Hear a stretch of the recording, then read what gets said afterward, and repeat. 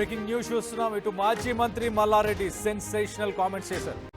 నేనే రేవంత్ రెడ్డిని సీఎం చేసింది. అసెంబ్లీ లాబీలో ఇటు మల్లారెడ్డి సెన్సేషనల్ కామెంట్స్. ఇటు సీఎం రేవంత్ రెడ్డిని నేనే సీఎం చేశానంటూ చెప్పుకొచ్చే ప్రయత్నం చేశాడు. అలాగే రెడ్డి సామాజిక వర్గంలో రేవంత్ ఒక్కడే పవర్ఫుల్ అని రెడ్డి సంఘం మీటింగ్లో చెప్పింది నేనే.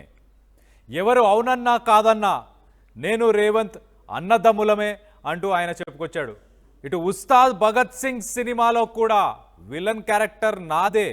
ఇటు డైరెక్టర్ హరీష్ శంకర్ ఆ విలన్ క్యారెక్టర్ నన్ను చేయమంటే నేను నో చెప్పాను అంటూ సెన్సేషనల్ కామెంట్స్. ఇటు సినిమాల్లో కూడా ఒక సీఎం పాత్ర చేయాలని ఉంది.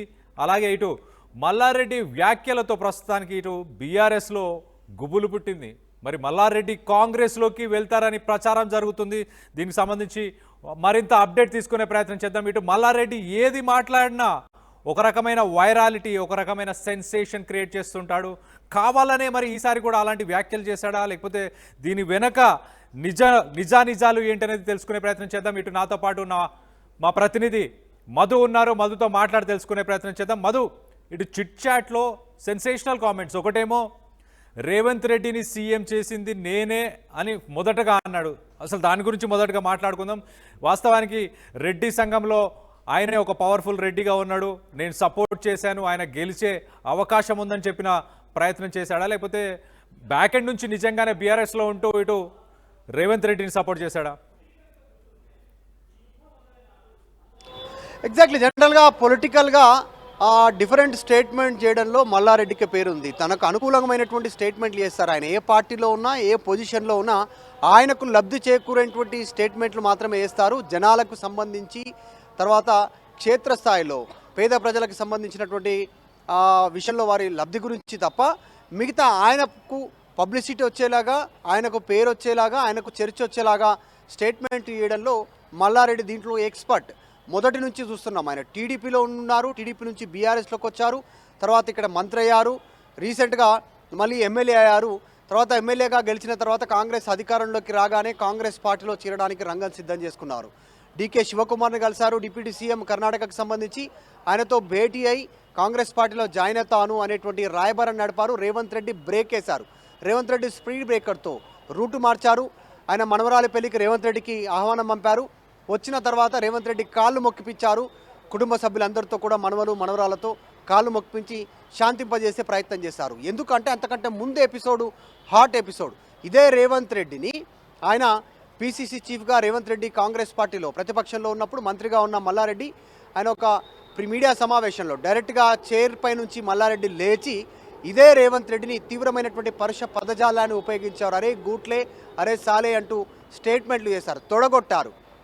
దమ్ముంటే రాజీనామా చేసి మల్కాజిగిరికి రా, నేను నీ మీద పోటీ చేస్తాను, ఎంపీగా పోటీ చేస్తాను, నువ్వు రాజీనామా చేయి, లేదంటే మేడ్చల్ నుంచి పోటీ చేయనేటువంటి ఒక తీవ్రమైనటువంటి పదజాలాన్ని ఇదే మల్లారెడ్డి రేవంత్ రెడ్డిని తీవ్రంగా పరుష పదజాలం ఉపయోగించినటువంటి పరిస్థితి. మళ్ళీ ఇప్పుడు అదే మల్లారెడ్డి అసలు రేవంత్ రెడ్డిని సీఎం చేసిందే నేను, రెడ్డి సామాజిక వర్గంలో బలమైన నాయకుడు, ఆయనకు అవకాశం ఉందంటూ ఆయన నేను ప్రోత్సహించింది నేనే, నా వల్లనే ఆయన సీఎం అయ్యారంటూ మల్లారెడ్డి అసెంబ్లీ లాబీల్లో చిట్చాట్లో చెప్పడం అనేటువంటిది ఆశ్చర్యానికి గురి చేస్తూ ఉంది.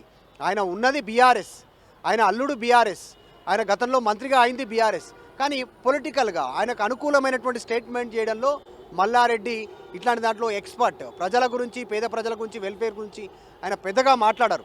కానీ ఇట్లా పొలిటికల్ స్టేట్మెంట్లు ఇస్తూ సెన్సేషన్గా వైరల్ కావడంలో మల్లారెడ్డి దిట్ట. సో ఇదంతా పొలిటికల్గా గమనిస్తూ ఉన్నారు. ఆయన పైన బీఆర్ఎస్ కూడా ఒక నిఘా నేత్రం ఓపెన్ చేసి ఉంది. ఆయన పైన నిఘా, ఆయన ఏం అడుగులు వేస్తున్నారు అనేటువంటిది మనం చూసాం. పార్లమెంట్ ఎన్నికల్లో 2024 పార్లమెంట్కి సంబంధించినటువంటి ఎన్నికల్లో ఎంపీ సీటు కోసం, భద్రారెడ్డి ఎంపీ సీటు కోసం బీజేపీతో మంత్రాంగం నడిపారు. అమిత్ షా ససేమిరా అన్నారు, నో చెప్పడంతో ఆగిపోయారు. లేదు అంటే మాత్రం మల్కాజిగిరి నుంచి భద్రారెడ్డి కొడుకు పోటీ చేసేవాళ్ళు. ఒకవేళ భద్రారెడ్డి కాదంటే కోడలు ప్రీతిరెడ్డిని పోటీ చేయించే ప్రయత్నం చేశారు. ఇప్పుడు రీసెంట్గా జరుగుతున్నటువంటి ప్రయత్నాలకు కూడా ప్రీతిరెడ్డి బీజేపీ వైపు మొగ్గు చూపుతున్నట్టుగా చాలా స్పష్టంగా కనిపిస్తూ ఉంది. సో ఆయనను ఎవరు నమ్మేటువంటి పరిస్థితి లేదు. పొలిటికల్గా మల్లారెడ్డిని ఆచితూచి అన్ని పార్టీలు గమనిస్తూ ఉన్నటువంటి పరిస్థితి. గతంలో ఆయన చూసాం, టీడీపీ నుంచి బీఆర్ఎస్కి వచ్చి మంత్రి అయి మళ్ళీ బీఆర్ఎస్ అధికారం కోల్పోగానే ఆంధ్రప్రదేశ్లో చంద్రబాబు నాయుడు టీడీపీ అధికారంలోకి రాగానే, కూటమి అధికారంలోకి రాగానే మళ్ళీ ఇక్కడ టీడీపీ అధ్యక్షుడు కావాలనేటువంటి ప్రయత్నాలు కూడా మల్లారెడ్డి చేశారు. అంటే చేయని ప్రయత్నం లేదు. అది బెడిచికొట్టిన తర్వాత కాంగ్రెస్లోకి వెళ్దాం అనుకున్నారు. కాంగ్రెస్ ప్రయత్నం బెడిచికొడితే ఇప్పుడు బీజేపీలోకి వెళ్ళాలనుకుంటున్నారు. సో ఈ రకమైనటువంటి స్టేట్మెంట్ చేస్తూనే ఇప్పుడు మళ్ళీ రేవంత్ రెడ్డిని మచ్చిక చేసుకునేలాగా, రేవంత్ రెడ్డిని పొగుడుతూ, రేవంత్ రెడ్డి ముఖ్యమంత్రి చేసిందే నేను, రెడ్డి సామాజిక వర్గంలో బలమైన నాయకుడు రేవంత్ రెడ్డి అనేటువంటి స్టేట్మెంట్ చేస్తూ సినిమాకు కూడా లింక్ కలిపారు. డైరెక్ట్గా ఉస్తాద్ భగత్ సింగ్, పవన్ కళ్యాణ్ సినిమాకి లింకు కలుపుతూ హరీష్ శంకర్ నన్ను అడిగారు సినిమాలో విలన్ పాత్రకి, నేను విలన్ పాత్రను చేయను, సినిమాలో ముఖ్యమంత్రి పాత్ర చేయాలనేటువంటి స్టేట్మెంట్ చేస్తున్నారనేటువంటిది. గతంలో కూడా ఒక సందర్భంలో చిట్చాట్లో మల్లారెడ్డి ఒక స్టేట్మెంట్ చేశారు, ఈ రాష్ట్రానికి నాకు ఒక పెద్ద పోస్ట్ ఒకటే మిగిలింది, ఆ చైర్లో కూర్చోవాలని మాత్రమే నాకు అవకాశం ఉందనేటువంటిది గతంలో ఒకసారి స్టేట్మెంట్ చేశారు. నేను ఎమ్మెల్యే అయ్యాను, ఎంపీ అయ్యాను, మంత్రి అయ్యాను, ఇంకా కాంది అదొకటి కావాలనేటువంటి స్టేట్మెంట్ ఇప్పుడు డైరెక్ట్గా మాట్లాడకుండా సినిమాకు లింకు చేస్తూ సినిమాలో ముఖ్యమంత్రి పాత్ర పోషించాలని చెప్పడం వెనకాల ఆయన ఆంతర్యం అదే. బీఆర్ఎస్లో ఉంటే ముఖ్యమంత్రి కాలేరు, కాంగ్రెస్లో ఉంటే ముఖ్యమంత్రి కాలేరు, సో బీజేపీలో ఉంటే ముఖ్యమంత్రి కాలేరు, కాబట్టి ఆయన ఈ రకంగా సినిమాల్లో ముఖ్యమంత్రి కావాలనేటువంటి ఆలోచన ఉంది, ఆ పాత్ర చేయాలనేటువంటి ఆలోచన వెనకాల ఈ ఉద్దేశం ఉన్నట్టుగా చెప్తా ఉంది. కాకపోతే ఈరోజు ముఖ్యమంత్రి రేవంత్ రెడ్డిని పొగడం, బలమైన నాయకుడు, ఆయన ముఖ్యమంత్రి సత్తా ఉన్న నాయకుడు అనేటువంటి స్టేట్మెంట్ చేయడం పైన బీఆర్ఎస్ కూడా కాస్త గుర్రుగానే ఉన్నట్టుగా తెలుస్తూ ఉంది. ఆయన పైన మొదటి నుంచి నిఘా ఉంది. పవర్ఫుల్ నాయకుడు రేవంత్ రెడ్డి అనేటువంటి స్టేట్మెంట్ వెనకాల ఆయన చెప్పడం అనేటువంటిది, రేవంత్ రెడ్డి ఒక్కడే ఉన్నాడని రెడ్డి సంఘం మీటింగ్లో కూడా చెప్పాననేటువంటి స్టేట్మెంట్ చేయడం, దానికి తోడు ఎవరన్నా కాదన్నా నేను రేవంత్ రెడ్డి ఇద్దరం అన్నదమ్ములమే అనేటువంటి స్టేట్మెంట్ పొలిటికల్ సర్కిల్లో చర్చనీయాంశం అవుతా ఉంది. పొలిటికల్గా ఏ ఆపర్చునిటీ ఉంటే ఆ ఆపర్చునిటీని తనకు అనుకూలంగా మార్చుకోవడంలో మల్లారెడ్డి దిట్ట దీంట్లో. కాబట్టి ఈ అంశం పైన కూడా బీఆర్ఎస్ పార్టీలో చర్చ కొనసాగుతుంది. ఎందుకు ఇట్లాంటి స్టేట్మెంట్ మల్లారెడ్డి చేస్తూ ఉన్నారు అనేటువంటిది ప్రస్తుతం చర్చ కొనసాగుతూ ఉంది. Right Madhu, right, thanks for the latest update. మొత్తం మీద ఇటు మాజీ మంత్రి మల్లారెడ్డి సెన్సేషనల్ కామెంట్స్ అయితే చేశారు. ఇటు సీఎం రేవంత్ రెడ్డిని సీఎం చేసింది నేనే, ఇటు రెడ్డి సామాజిక వర్గంలో ఆ లాబీ దానికి సంబంధించిన ఒక మీటింగ్లో కూడా ఆయనే బలమైన క్యాండిడేట్ అంటూ నేను ఇటు రెడ్డి సామాజిక వర్గానికి సంబంధించిన ఆ మీటింగ్లో కూడా చెప్పుకొచ్చాను. అలాగే ఇటు సీఎం రేవంత్ రెడ్డి నేను ఇద్దరం అన్నదమ్ములమే, ఎవరు అవునన్నా కాదన్నా అది మాత్రం నిజం అంటూ ఆయన చెప్పుకొచ్చే ప్రయత్నం చేశారు. మరో పక్కన ఇటు సినిమాని కూడా కొద్దిగా ఇంక్లూడ్ చేసే ప్రయత్నం చేశాడు. ఇటు ఉస్తాద్ భగత్ సింగ్ సినిమాలో విలన్ క్యారెక్టర్ చేయాలంటూ ఇటు డైరెక్టర్ హరీష్ శంకర్ నన్ను అప్రోచ్ అయినా దాన్ని నేను రిజెక్ట్ చేశాను, సినిమాల్లో ఓన్లీ సీఎం పాత్ర మాత్రమే చేయాలనుకుంటున్నాను అంటూ ఇటు సెన్సేషనల్ కామెంట్స్ మల్లారెడ్డి చేశారు. మొత్తం మీద గతంలో కూడా ఇటు ఇంకొక పెద్ద కుర్చీ మాత్రమే మిగిలింది, అదొక్కసారి ఎక్కాలని ఉంది అంటూ గతంలో కూడా సీఎం అవ్వాలన్న తన ఆలోచన ముందు పెట్టే ప్రయత్నం చేశారు. మరి ఈసారి కూడా ఇప్పుడు మళ్ళీ సీఎం పాత్ర, సినిమాల్లో కూడా సీఎం పాత్రనే చేయాలనుకుంటున్నారా?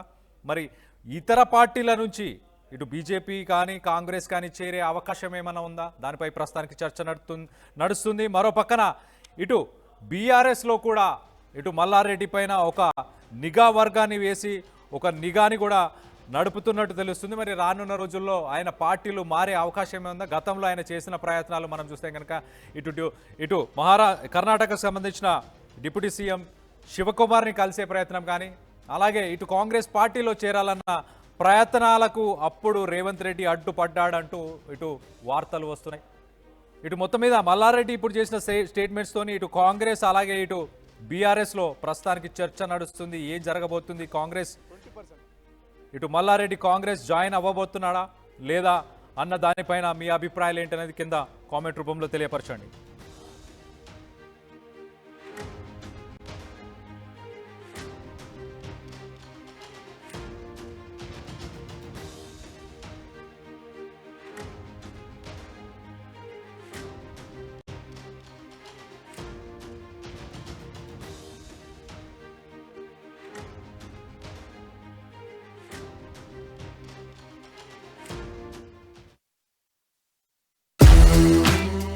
At KL Lay.